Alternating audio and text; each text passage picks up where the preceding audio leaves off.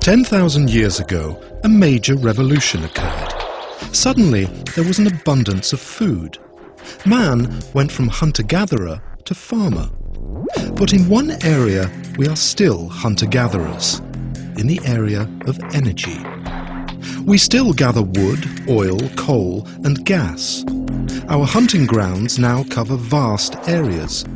The whole world has been combed in our quest for energy. Even our feeding grounds are no longer safe.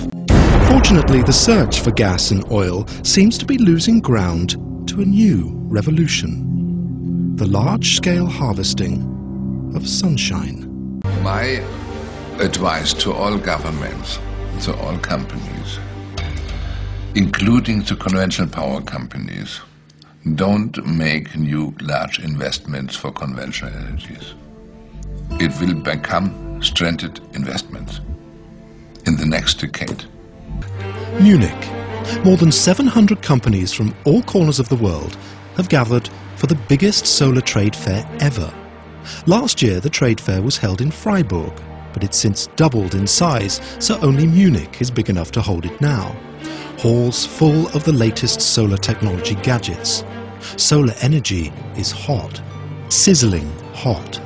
And companies are seeing explosive growth, like SunPower, for instance, which produces high-performance black solar cells. Our company has been growing extremely rapidly, much faster than the market as a whole over the past few years.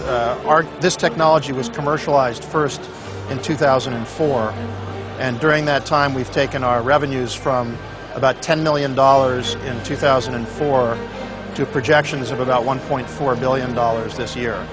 So extremely rapid growth, tripling for the last 2 years. It's been a lot of work. SolFocus is a similarly growing company, and it has a new technology. It started producing large-scale systems using cheap mirrors made of glass and aluminium to concentrate sunshine onto more expensive, very high-performance solar cells. This drastically reduces the cost of solar energy. They envisage a huge market. As solar energy approaches the cost parity with fossil fuels, you're not looking at a solar industry, you're looking at an energy market, which is huge. So what you're seeing is for a while now, the technology has been moving at a pace where the efficiency's been crawling up and the costs have been crawling down. With what I really call disruptive technologies, things like our concentrated photovoltaics or some other technologies out there, you're looking at a technology where you're changing that trajectory. You're now looking at efficiencies that can ramp at a very steep ramp and costs that can come down at a very steep ramp. And realistically, that can put this type of technology providing energy at cost parity with fossil fuels by 2011, 2012. So I don't think the average person on the street really could fathom how big this industry could be. There are solutions that have been studied in the lab now for more than 25 or 30 years that are ready for commercial, large-scale use. We have a history of 40 years of making equipment for making integrated circuits, and about 3 years ago we began to provide the equipment to use in building up factories for large-scale solar manufacturing. As factories get larger and the scale of production gets larger, the speed of cost reduction accelerates.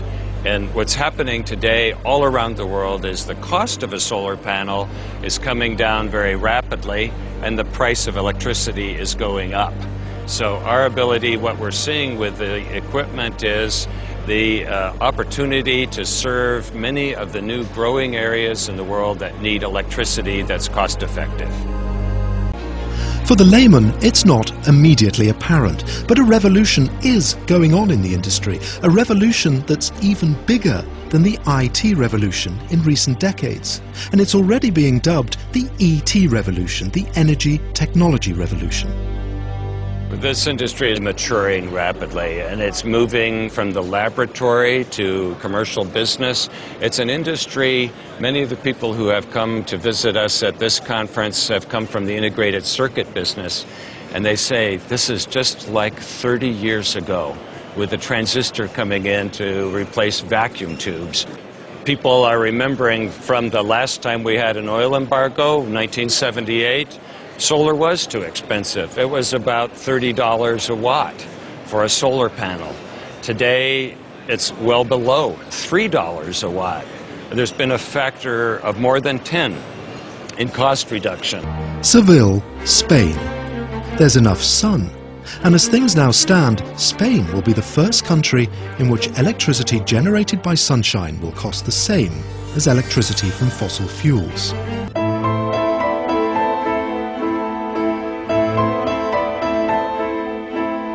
How do we save the planet but still provide mankind with enough energy?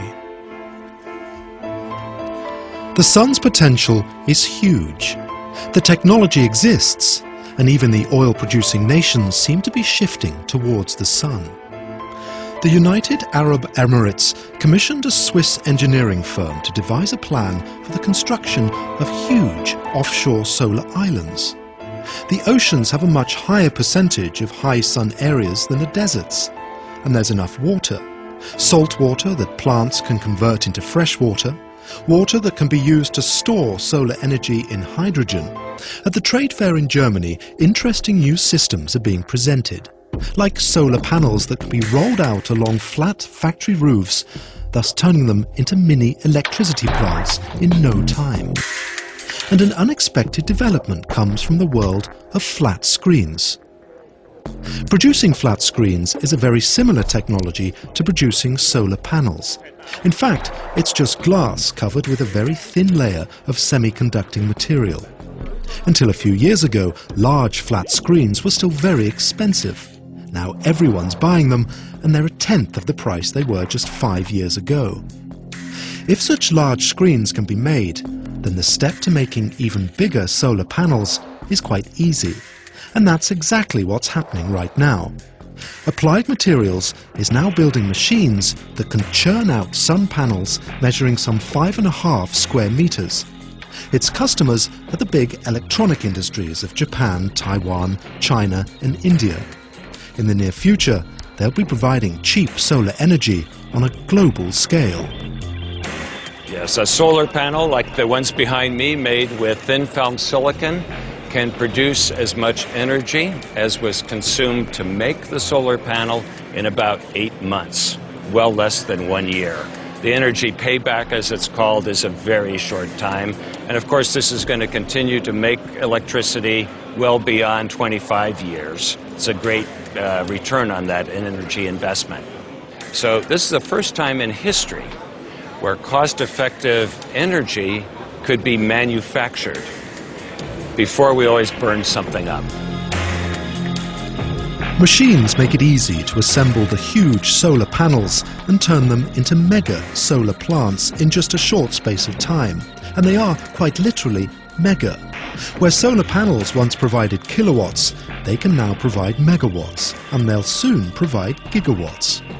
This new kind of technology has put an end to the myth that there's not enough space for affordable solar energy in low sunshine countries. If we would produce 500 billion kilowatt hour in Germany, we would use 3,750 square kilometers. This is less than 10% of the surface which is covered by buildings. And it is possible to integrate this in constructed areas, in buildings, as roofs over streets and so forth and so forth. And we can take vertical spaces because you can take the facade of buildings for the production of electric power. We will arrive with solar power production, with PV. We will arrive in the run of the next decade at costs including new storing opportunities, at costs for a household which are lower than the conventional costs for buying electric power over the grid.